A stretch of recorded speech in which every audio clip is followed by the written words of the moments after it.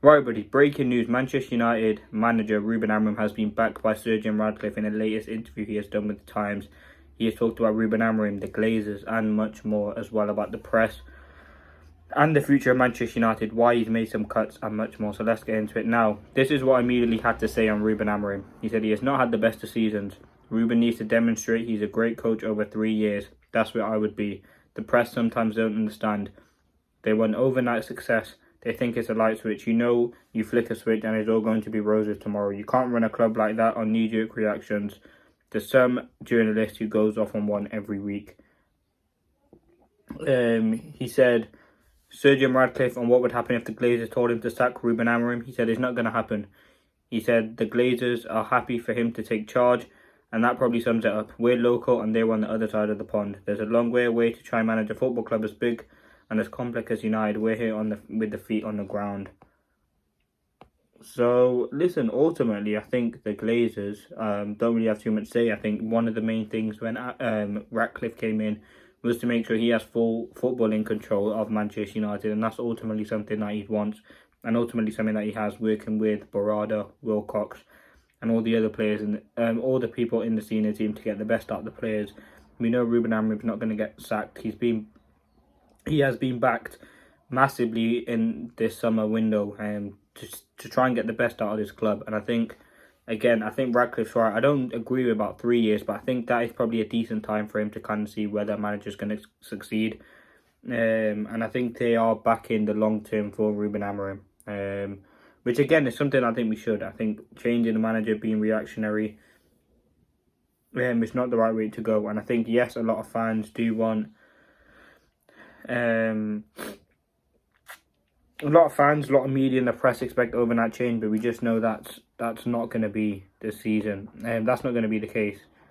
And he backs Ruben Amorim, so yeah, I mean, that's something that we need to talk about. And he needs to demonstrate that over a long period of time. And I think there has been bumps and roads, but there's also been good points. You look at some of the performances we did have last season. Look at some of the performances we've had this season. We can definitely demonstrate that we are a very, very good team, but we need to do that on a consistent basis. And again, a lot of it is down to the press. I think they're just immediately on the manager. You look at the Sun, the Mail, all of these. Yes, they provide great insight, but sometimes they do kind of go a bit overboard on trying to get down the manager. And it's going to take a long process. It's going to take a long time because, especially in the position the club's in, it was a mess. It has been a mess for a very, very long time. I think Manchester United really kind of need to sort it out, and I think they do obviously back Ruben Amorim to be the guy to be that. Ruben Amorim knows that he's backed by Ratcliffe because he's in constant conversation with them, and he knows Ratcliffe has said that Amorim is a great coach, but he needs to demonstrate over 3 years. So he has that backing. So yeah, ultimately I think he's a great manager. I think you need to give him time. And he's a player with a manager with a lot of quality who can hopefully get the best out of these players. And he has been backed by the fans, a lot of the fans anyway. He has been backed by the ownership at Manchester United, which is ultimately the most important factor in it. And I think, yes, there's difficult times, but you look at United, they've spent over £200 million reinvesting into the squad for Ruben Amorim. 62.5 million on Cunha, 71 million on Mbeumo, 75 million on Sesko. We've brought in a lot of players, a lot of things to help Ruben Amorim adapt. And I think you just certainly have to give him time to kind of develop. And listen, Ruben Amorim's not going to be sacked. He's not going to be sacked. And someone who is going to be backed by the hierarchy at Manchester United, which ultimately is something I believe is right.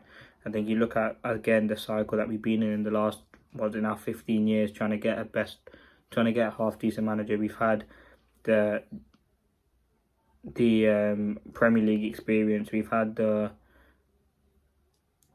ex-player. We've had the ex-player, as I said. We've had up-and-coming. We've had a lot of the new managers in, and I just don't think they've been able to succeed. Now, Ruben Amorim is a young, up-and-coming manager. He's done very well with Sporting, and he needs to be given time at Manchester United now. Again, a lot of people are going to disagree with it because they think Ruben Amorim should be sacked. The performances are not being good enough. And I can definitely see that side of it. But I personally think backing Ruben Amorim is the way to go forward. I think you look at it as a point of, yes, as I said, the performances have not been good enough, and the team hasn't been performing, but we've got players there, and ultimately it's the decision of the board and the hierarchy at Manchester United to back Ruben Amorim. So let's see what does happen.